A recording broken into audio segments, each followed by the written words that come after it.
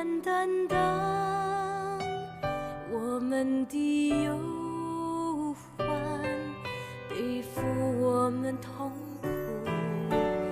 耶稣为我们的过犯受害，为我们的罪孽压伤。因你受的刑罚，我们得平安；因你受的鞭伤，我们得医治，完全的医治。感谢耶稣，我的救主，我的平安，我的医治。我的耶稣，爱我的主，你的恩典深处我心。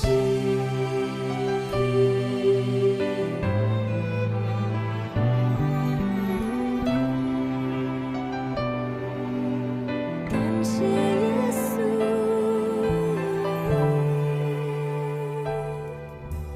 耶稣诚然担当我们的忧患，背负我们痛苦。耶稣为我们的过犯受害，为我们的罪孽压伤。因你受的刑罚，我们得平安；因你受的鞭伤，我们得医治，完全的医治。感谢耶稣，我的救主，我的平安，我的医治。我的耶稣，爱我的主，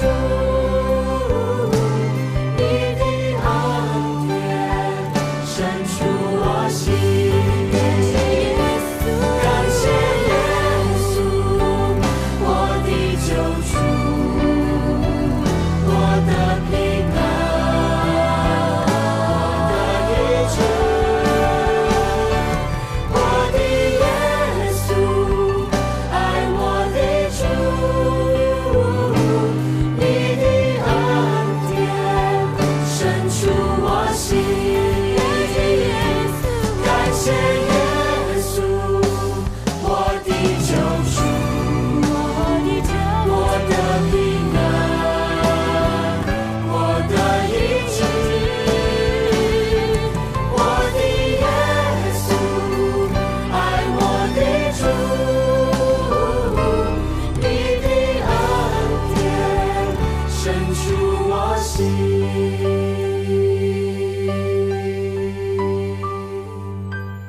我的耶稣，爱我的主，你的恩典深处我心，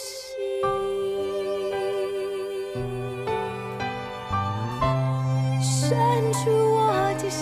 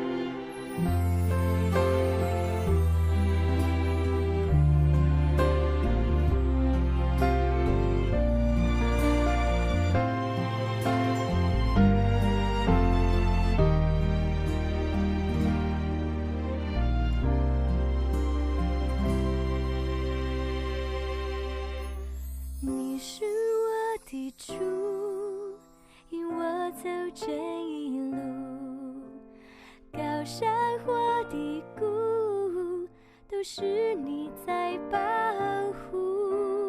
万人中唯独你爱我，认识我，永远不变的许，这一生都是祝福。一步又一步，这是恩典之路，你爱你手将我紧紧抓住。一步又一步，这是盼望之路，你爱你手牵引我走这人生路。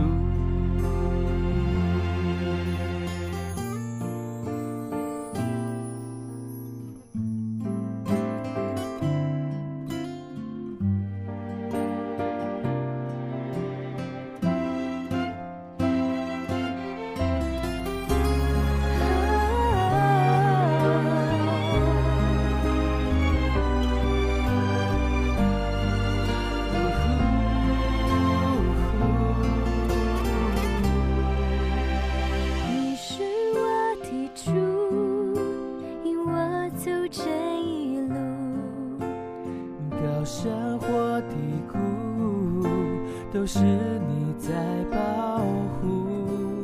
万人中唯独你爱我，认识我，永远不变的许，这一生都是祝福。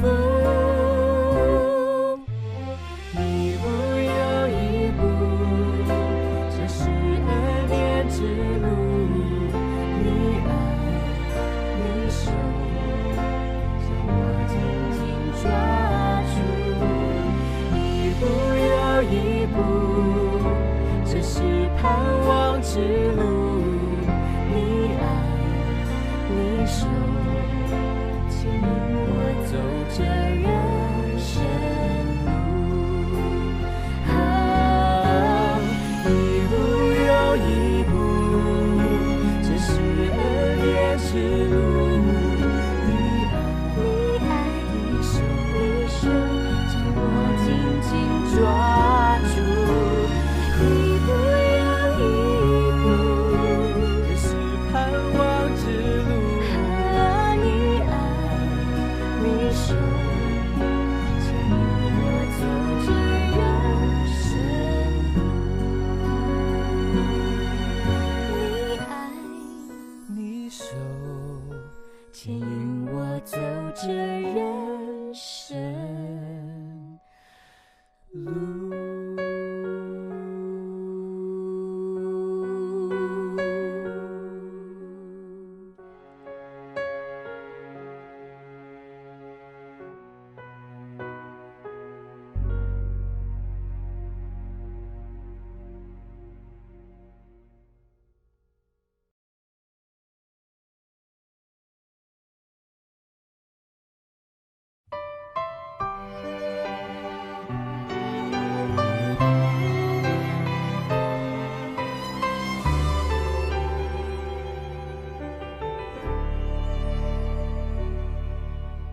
耶稣诚然担当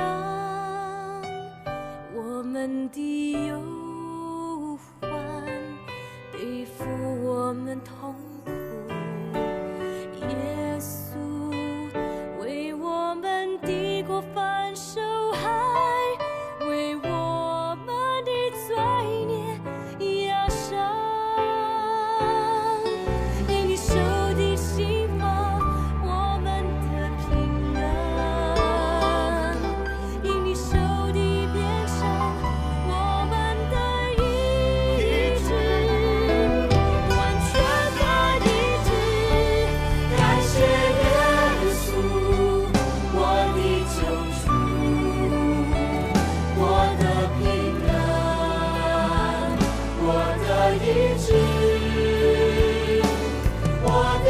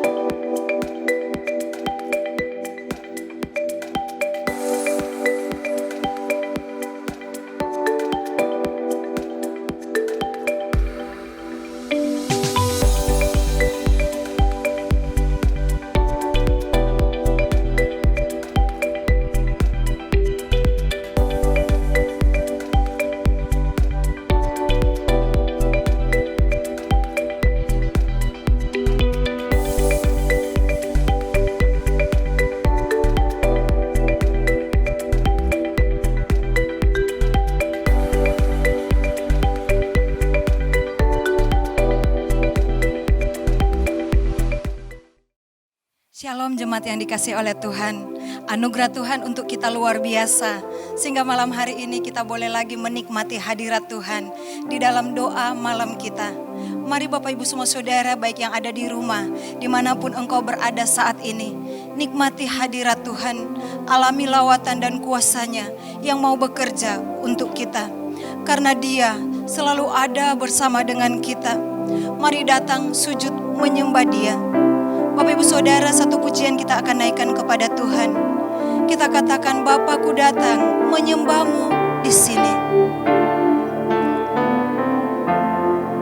Bapakku datang, Bapakku datang, menyembahmu di sini.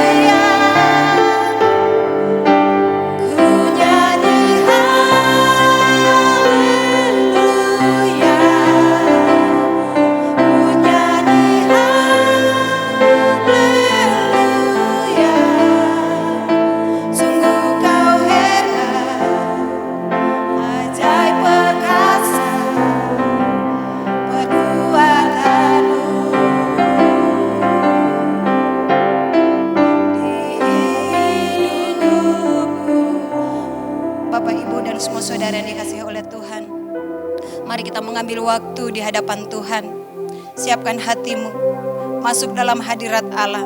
Kita hanya mau memuji Dia, menyembah Dia dan mengagungkan Dia, Raja di atas segala raja. Bapa di sorga, di dalam nama Tuhan Yesus, kami datang kepada Tuhan di dalam doa malam saat ini. Kami rindu lawatan Allah terjadi. Kami rindu memuji, kami rindu menyembah, kami rindu mengagungkan Tuhan.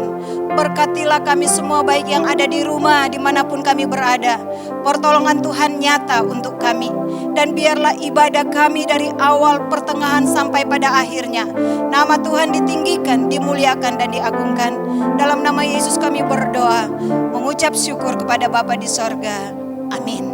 Bapakku datang menyembahmu di sini, di rumah kami, dimanapun kami berada.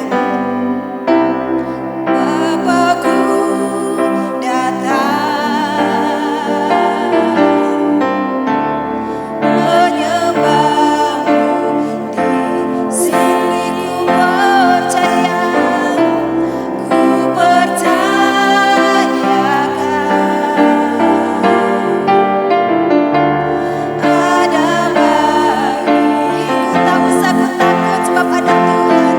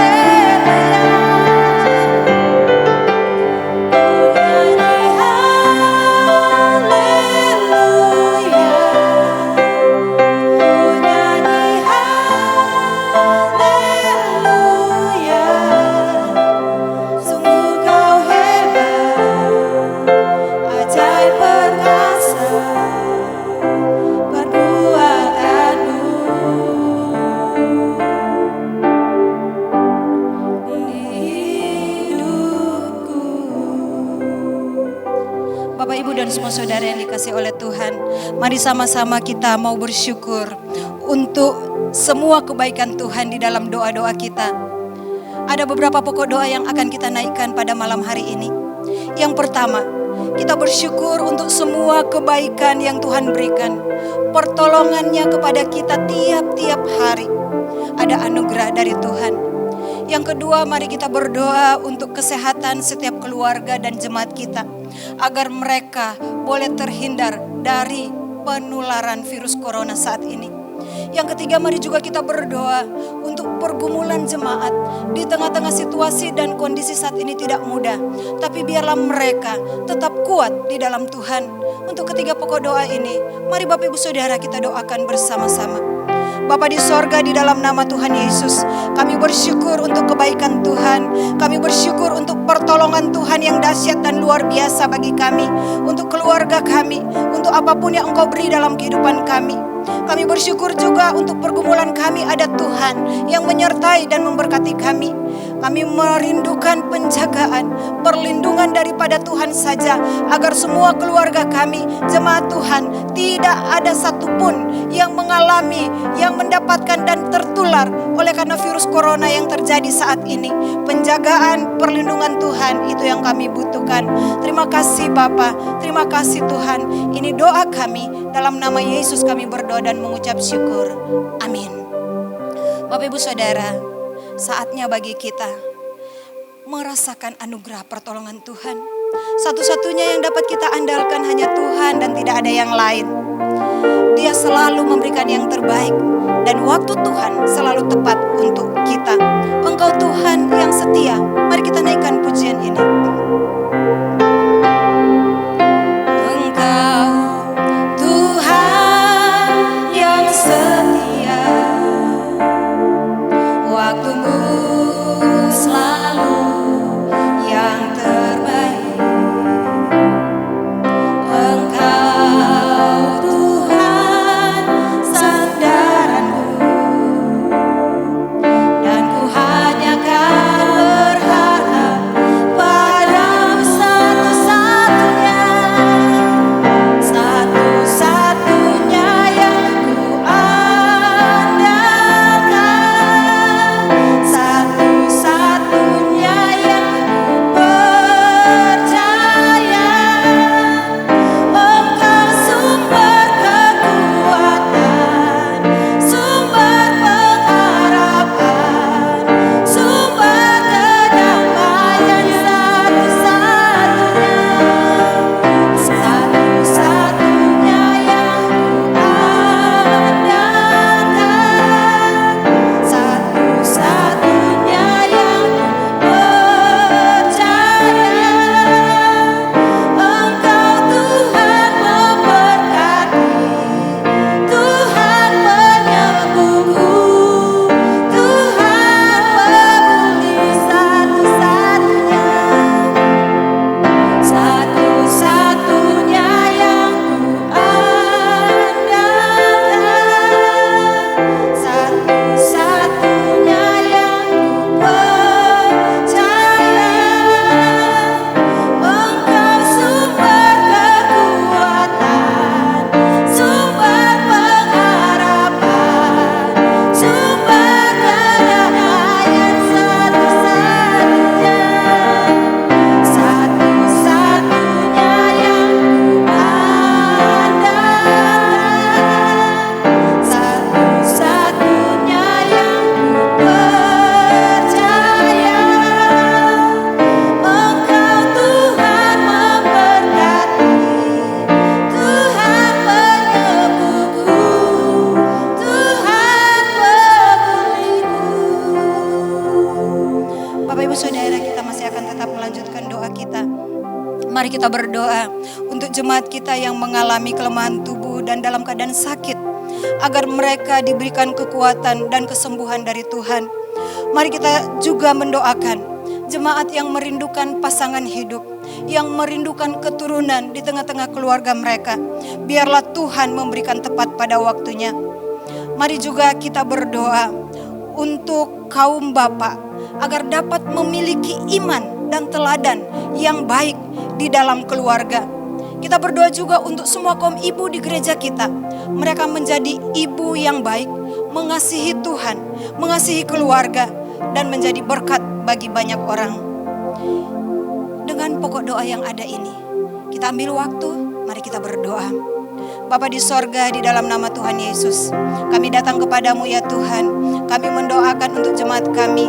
Mereka merindukan pasangan hidup, mereka merindukan keturunan di tengah-tengah keluarga mereka. Mari Tuhan memberkati mereka, tepat pada waktunya Engkau berikan. Kami juga saat ini mau berdoa untuk semua bapak-bapak yang ada di gereja kami. Biarlah ada anugerah, ada berkat, ada pertolongan Tuhan atas mereka. Di tengah-tengah pekerjaan mereka, mereka boleh menjadi imam di tengah-tengah keluarga, menjadi teladan yang baik untuk keluarga mereka dalam ketaatan kepada Tuhan. Kami juga berdoa untuk semua ibu-ibu. Tuhan berkati ibu-ibu jemaat gereja kami. Mereka menjadi ibu-ibu yang mengasihi Tuhan, mengasihi keluarga, mengasihi anak-anak mereka. Dan mereka adalah orang yang berdoa, membaca, merenungkan firman-Mu. Terima kasih Bapa. Kami percaya Engkau sendiri Allah yang menolong, menyertai, memberkati mereka. Dalam nama-Mu kami berdoa dan mengucap syukur. Amin. Bapak Ibu Saudara, kita perlu juga mendoakan gereja kita dan hamba-hamba Tuhan yang melayani. Semua karyawan yang bekerja di dalamnya. Saat-saat ini kita hanya mengadakan pelayanan online. Kita doakan mereka agar mereka juga diberikan kekuatan oleh Tuhan. Semua hamba Tuhan dilindungi, diurapi oleh Tuhan. Mari kita ambil waktu berdoa bersama. Bapa di sorga, kami datang juga kepadamu ya Tuhan. Kami mau mendoakan untuk semua hamba-hamba Tuhan yang melayani di gereja kami. Semua karyawan yang mengambil bagian dalam setiap pelayanan online kami. Engkau memberkati, memberikan hikmat bijaksana, marifat sorgawi. Agar apapun yang kami kerjakan, pelayanan Tuhan boleh berjalan. Karena anugerah dan pertolongan Tuhan, jemaat boleh dilawat, jemaat boleh diberkati. Nama Tuhan saja dimuliakan, ditinggikan dan diagungkan. Terpuji termulialah nama-Mu Bapa, dalam nama Yesus kami berdoa dan mengucap syukur. Amin. Bapak Ibu, semua saudara yang dikasihi oleh Tuhan, ketika kita berbeban berat, ketika ada pergumulan di kehidupan kita, hanya satu Dia, Allah mengerti, Allah peduli keadaan kehidupan kita. Kita akan naikkan satu pujian. Di saat ku berbeban berat, ku ingat bahwa aku punya Tuhan yang setia.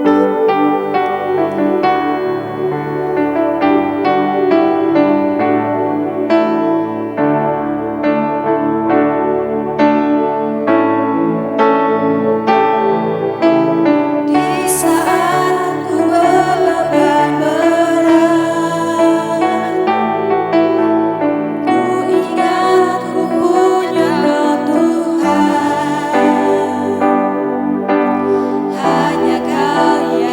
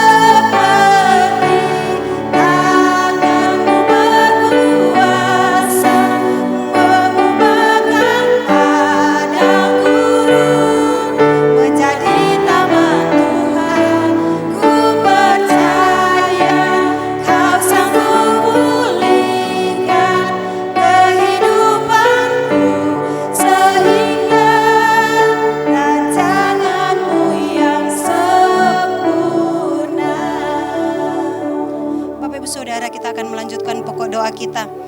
Mari kita berdoa untuk penerapan new normal activity di setiap daerah agar dapat berjalan dengan baik.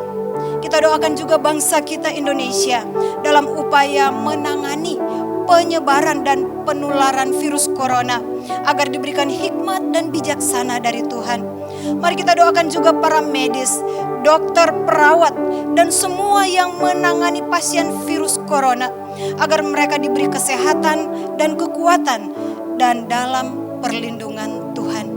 Mari kita berdoa. Bapa di sorga, di dalam nama Tuhan Yesus, saat ini kami mau berdoa. Di tengah-tengah situasi dan kondisi yang ada saat ini, kami percaya ada anugerah, ada pertolongan Tuhan. Kami rindu situasi ini tidak berlarut-larut, tetapi ada anugerah, ada kuasa Allah yang boleh terjadi. Bangsa kami di dalam genggaman tangan kasih Allah. Bangsa kami dilindungi oleh Tuhan. Maka segala sesuatu yang terjadi, Allah ada, Allah melihat, dan Allah akan memberikan jalan keluarnya. Kami terlalu yakin dan percaya pertolongan Tuhan senantiasa nyata. Pertolongan Tuhan senantiasa ada untuk kami semua. Tolong kami sanggup melihat cara kerja Allah, karya Allah di dalam setiap kehidupan kami dan juga untuk bangsa kami. Bahkan setiap para medis, dokter, perawat yang menangani pasien-pasien virus corona, kami percaya ada dalam anugerah dan perlindungan Tuhan. Terima kasih Bapa. Ini doa kami, dalam nama Yesus kami berdoa. Amin. Bapak Ibu Saudara, kita juga mari doakan untuk semua keluarga kita dan orang-orang yang kita kasihi dimanapun mereka berada. Baik yang ada di dalam kota Palembang, di luar kota Palembang, di luar negeri sekalipun. Mereka ada dalam anugerah dan dalam penyertaan Tuhan. Mari kita berdoa. Bapa di sorga, kami berdoa untuk keluarga kami. Kami berdoa untuk saudara-saudara kami, orang-orang yang kami kasihi. Saat ini mereka ada bersama dengan kami. Tapi mungkin juga ada keluarga-keluarga yang jauh dari kami. Tapi kami yakin dan percaya penyertaan Tuhan, perlindungan Tuhan ada atas mereka. Karena Engkau Allah yang setia, Engkau Allah yang selalu menjaga mereka, melindungi mereka, menyertai mereka dan memberkati mereka. Memberkati kami semua jemaat Tuhan, jemaat GMI Bethlehem dijaga, dilindungi dan dipelihara oleh Tuhan. Terima kasih Bapak, ini doa kami, ucapan syukur kami yang kami naikkan kepada Tuhan. Kami yakin dan percaya waktu Tuhan terjadi bagi kehidupan kami karena Engkau Allah yang dahsyat dan ajaib. Terpuji termulialah namamu Bapa. Dalam nama Yesus kami berdoa dan mengucap syukur. Amin. Saatnya bagi kita dilawat oleh kebenaran firman Tuhan. Mari siapkan tanah hati kita. Katakan, aku datang dan ku bersujud. Merasakan hadirat Allah. Itulah yang kita rindukan. Aku datang dan ku bersujud.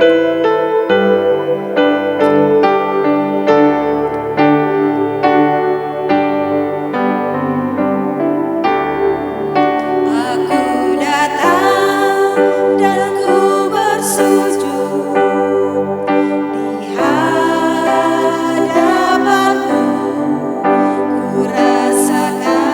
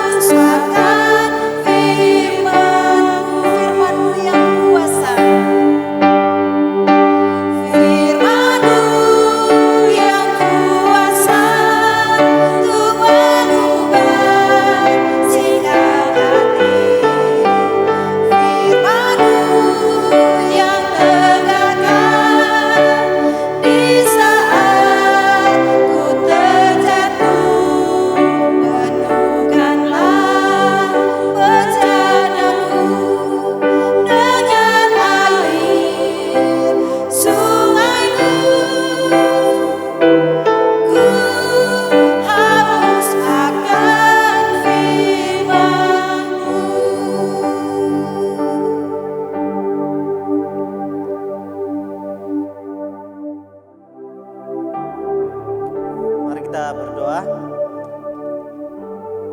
Bapa dalam kerajaan sorga, kami sungguh bersyukur ya Tuhan.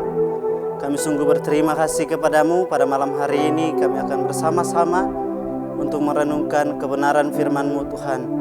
Berkati setiap kami ya Tuhan.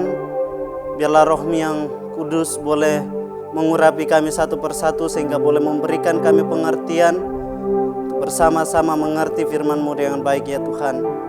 Dan secara khusus hamba pada malam hari ini akan menyampaikan firman-Mu yang penuh dengan keterbatasan dan kekurangan ya Tuhan. Biarlah kiranya Tuhan mampukan saya di dalam menyampaikan firman-Mu ya Tuhan. Terima kasih ya Bapa, kami bersyukur di dalam nama Yesus Kristus kami berdoa. Amin. Shalom Bapak Ibu dan saudara-saudara yang terkasih dalam Yesus Kristus. Kita bersyukur kalau pada malam hari ini Tuhan terus memberikan kita kesempatan untuk merenungkan kebenaran firman Tuhan. Dan malam hari ini kita akan merenungkan firman Tuhan dari Filemon pasal 1 ayat yang ke-8 sampai ayat yang ke-19. Nah Bapak Ibu terkasih dalam Yesus Kristus, saat ini kita hidup di tengah dunia yang tidak pasti. Tetapi kita tidak bisa lari dari situasi saat ini, dari normal ke new normal. Satu hal yang pasti bahwa setiap zaman memiliki perubahan yang berbeda. Dan itu pasti kita harus mempersiapkan diri kita sebagai orang Kristen atau sebagai orang yang percaya untuk menghadapi new normal. Nah malam hari ini kita akan merenungkan firman Tuhan dari Filemon pasal 1 ayat yang ke-8 sampai ayat yang ke-19.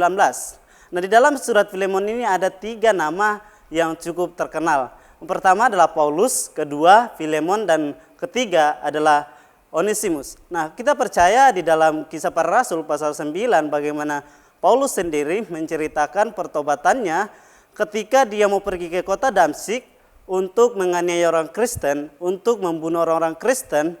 Tetapi di dalam perjalanannya untuk ke Damsyik, dia bertemu secara pribadi dengan Tuhan. Dan akhirnya dia bertobat dan menjadi seorang pemberita Injil kepada banyak orang. Nah Filemon sendiri kita tahu di dalam cerita ini bahwa dia adalah salah satu orang yang terkaya di kota Kolose.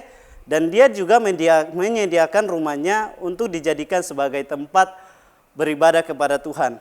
Dan juga dia memiliki beberapa budak, salah satunya adalah Onesimus sendiri. Nah Onesimus ini adalah seorang budak yang melarikan ke kota Roma, ditangkap di Roma, dipenjarakan di Roma, akhirnya bertemu dengan Paulus di dalam penjara dan Paulus menginjilinya sehingga menjadi orang Kristen, percaya Tuhan Yesus sebagai juru selamatnya. Kehidupan seorang budak adalah bukan miliknya sendiri. Jadi dirinya adalah bukan miliknya sendiri, tetapi dia adalah milik tuannya. Jadi seorang budak hanya dianggap sebagai alat yang hidup yang digunakan atau dipakai oleh majikannya, dan seorang majikan berkuasa penuh terhadap budak ini.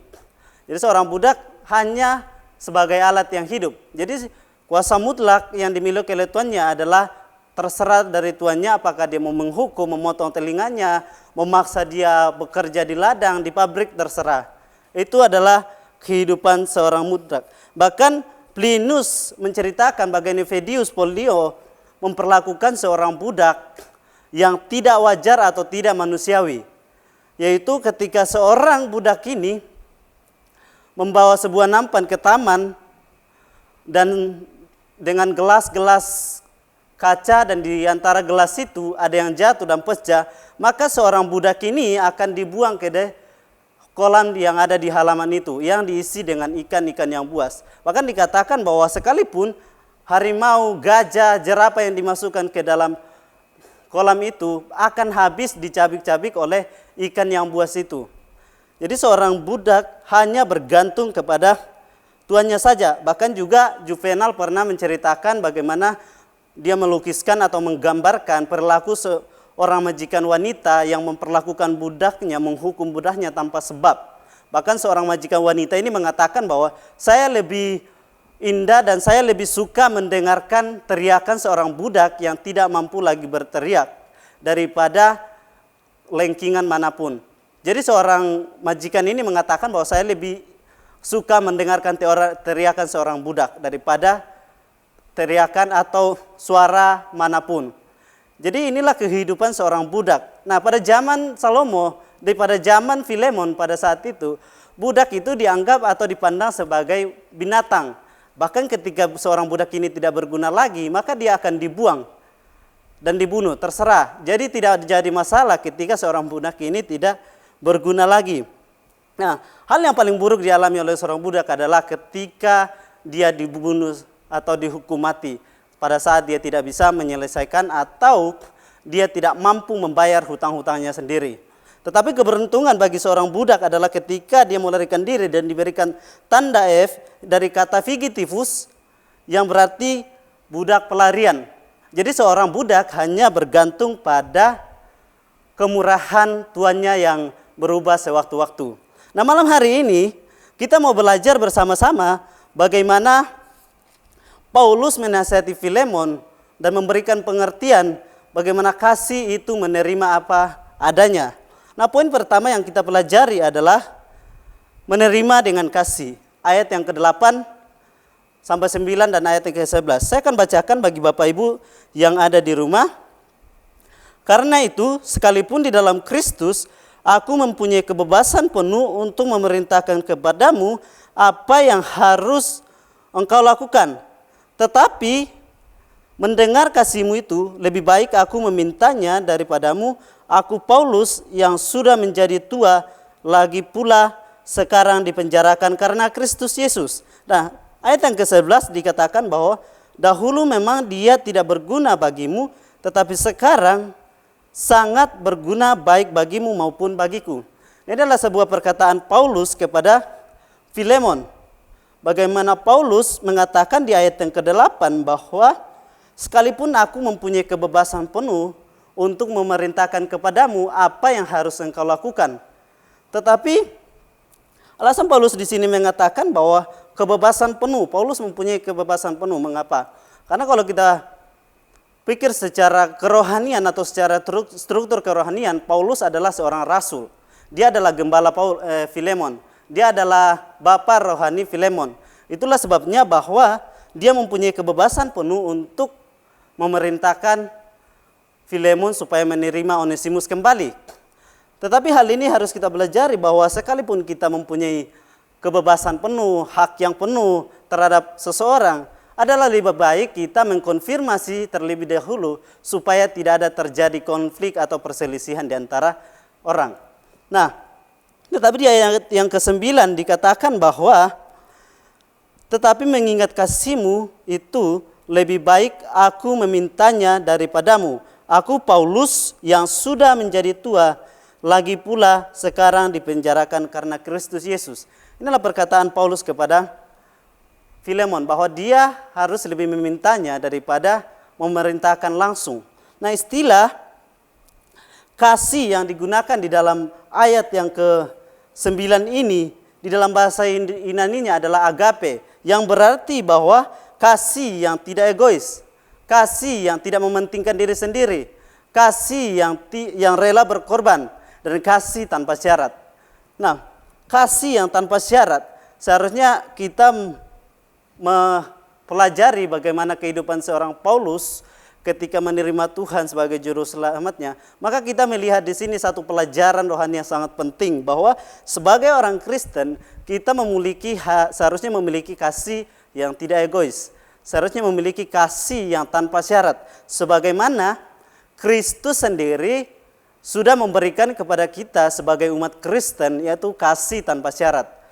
Bapak Ibu bisa bayangkan bagaimana Kristus mau berkorban dan mengorbankan dirinya untuk menebus dosa-dosa kita. Ini adalah kasih yang tanpa syarat. Nah, tetapi kasih apakah yang diingat oleh seorang Rasul Paulus? Yaitu kasih dari Filemon.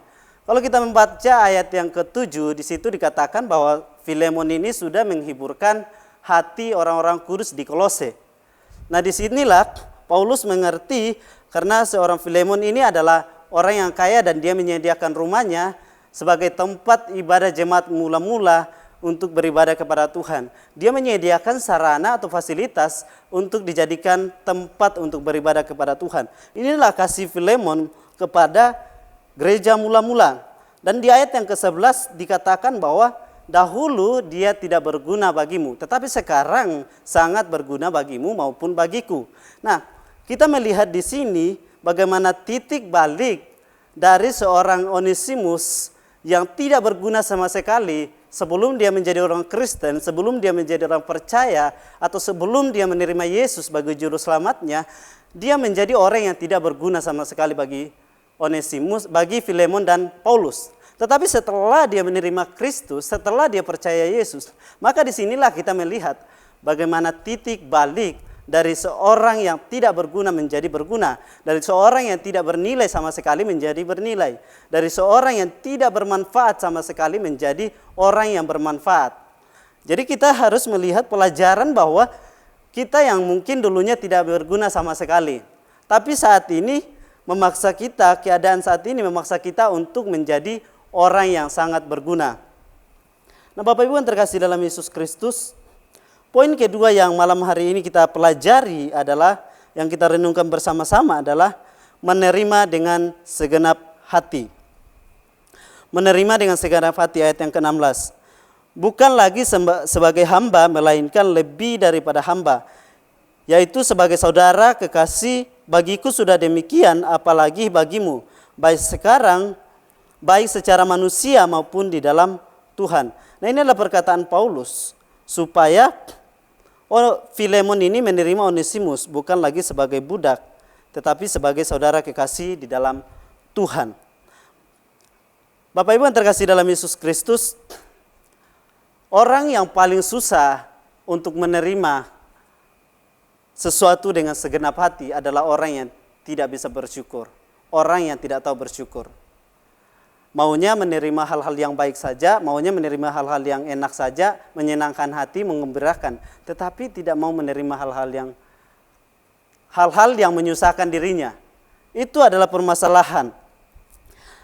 Kalau seorang muda yang sedang putus cinta atau putus hubungannya dengan pacarnya, maka ini apalagi kalau sudah sangat cinta, sudah sangat sayang, maka ini sulit untuk diterimanya dengan segenap hati. Apalagi kalau pacarnya sudah punya pasangan, sudah punya pacar. Ada seorang perempuan yang menceritakan, ini kata-kata penguat bagi orang yang sudah putus cinta nih.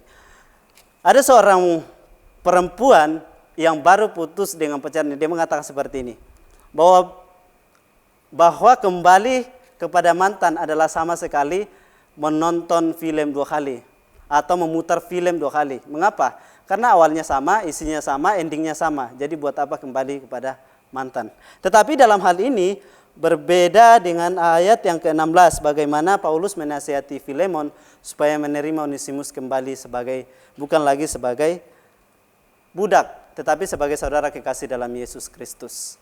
Nah, kata budak di dalam bahasa Indonesia adalah doulos, yaitu hamba atau budak yang bergantung sepenuhnya pada tuannya.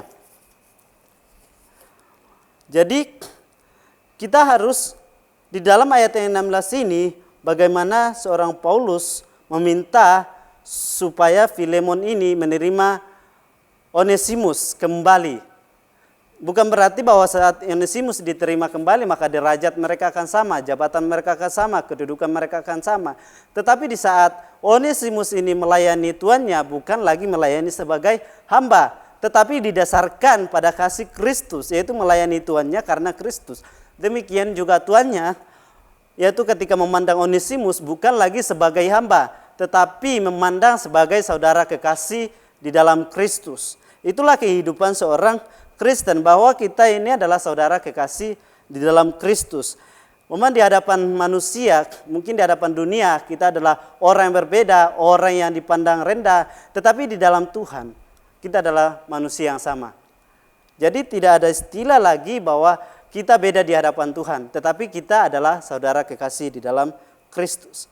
Nah, poin ketiga yang kita pelajari malam hari ini, yang kita renungkan bersama-sama adalah kasih yang berkorban. Kita membaca di dalam ayat yang ke-18 sampai 19 dikatakan di sana bahwa dan kalau dia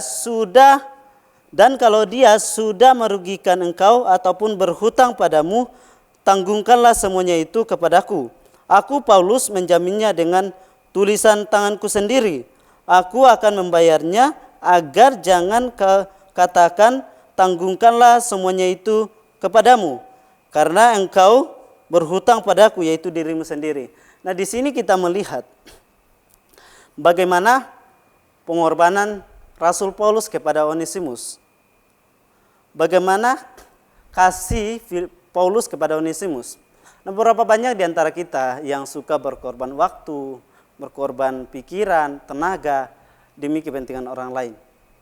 Berapa banyak di antara kita yang bisa hidup seperti Paulus, bahwa kita harus bisa saling membantu. Nah, pengorbanan Paulus kepada Onesimus yang pertama adalah Paulus yang sudah menjadi tua, Paulus yang sudah tua, tetapi dia mau menyulitkan dirinya sendiri untuk menulis surat ini kepada Filemon supaya Filemon menerima Onesimus kembali. Dan yang kedua adalah Paulus ini menerima budak Onesimus. Bahkan dia memberikan apresiasi bagaimana Paulus memohon kepada Filemon bahwa dia memang tidak berguna bagimu, tetapi sekarang berguna. Yang ketiga adalah sekalipun Paulus ini mempunyai hak sebagai rasul untuk memintanya kepada Filemon, yaitu tuan dari Onesimus, supaya Onesimus ini diterima, tetapi dia mau memohon, merendahkan dirinya untuk meminta kepada Filemon supaya Onesimus diterima kembali, bukan lagi sebagai budak atau hamba, tetapi sebagai saudara di dalam Kristus. Nah, kita melihat di dalam ayat ke-18 sampai 19 di sini bagaimana Paulus mengatakan bahwa kalaupun Onesimus sudah merugikan engkau, yaitu Filemon, maka tanggungkanlah semuanya itu kepadaku. Ini adalah pengorbanan Paulus, kasih yang dikorbankan oleh Paulus supaya Onesimus ini diterima kembali. Nah, kalau kita berpikir yang berbuat kesalahan adalah Onesimus, yang merugikan orang adalah Onesimus, tetapi Paulus mau mengorbankan dirinya untuk mengganti semua kerugian yang dilakukan oleh Onesimus sendiri. Disinilah kita melihat kasih yang berkorban yang dialami oleh Paulus ketika dia mengalami kasih itu, yaitu dari Yesus Kristus. Dia mau berkorban bagi orang lain. Dan dia mau membayar semua hutang-hutang Onesimus. Sebagaimana Kristus sudah membayar semua hutang-hutang dosa kita. Sebagaimana juga Paulus membayar hutang-hutang Onesimus. Demikian juga Kristus. Yang kita sebagai manusia yang memiliki banyak keterbatasan, kelemahan, usaha, kebaikan apapun yang kita lakukan, tidak akan bisa membayar semua hutang-hutang dosa kita. Nah, Bapak Ibu yang terkasih dalam Yesus Kristus, malam hari ini kita kembali diingatkan bagaimana kasih itu menerima apa adanya, bukan ada apanya. Kalau kasih manusia akan menerima apa adanya, tapi kasih daripada Kristus, kasih daripada Tuhan, yaitu menerima apa adanya, tanpa syarat. Mari kita berdoa. Bapa, kami bersyukur ya Tuhan, kami berterima kasih kepadamu. Pada malam hari ini kami boleh bersama-sama merenungkan firman-Mu. Biarlah kiranya firman-Mu ya Tuhan boleh terus menjadi firman yang hidup di dalam kehidupan kami sehari-hari ya Tuhan. Terima kasih ya Bapak, kami bersyukur, kami menyerahkan kehidupan kami malam hari ini ke dalam tangan Tuhan. Di dalam nama Yesus Kristus kami berdoa. Amin. Bapak Ibu yang terkasih dalam Yesus Kristus, saya mengundang kita semua untuk bangkit berdiri. Kita akan mengakhiri doa malam kita pada malam hari ini. Kita akan bersama-sama berdoa Bapa kami. Nanti doa berkat akan disampaikan oleh semua Agus. Mari kita berdoa Bapa kami. Bapa kami yang di sorga, dikuduskanlah namamu, datanglah kerajaanmu, jadilah kehendak-Mu di bumi seperti di sorga. Berikanlah kami pada hari ini makanan kami secukupnya, dan ampunilah akan kesalahan kami, seperti kami juga mengampuni orang yang bersalah kepada kami. Dan janganlah bawa kami dalam percobaan, tetap lepaskanlah kami daripada yang jahat. Karena Engkau punya kerajaan dan kuasa dan kemuliaan sampai selama-lamanya. Amin. Amin. Mari kita berdoa. Kami kembali datang kepadamu Bapa di sorga. Kami kembali mengucapkan syukur, terima kasih kepadamu. Kalau kami boleh bersama-sama memuji Tuhan, kami boleh bersama-sama mendengarkan firman Tuhan.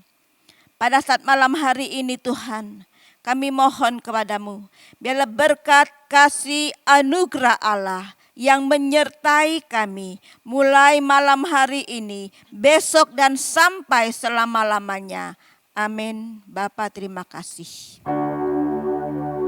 Bapa, terima kasih.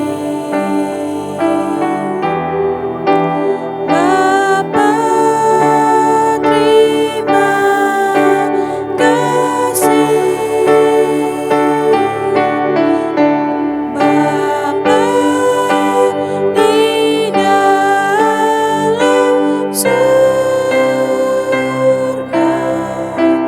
puji terima kasih.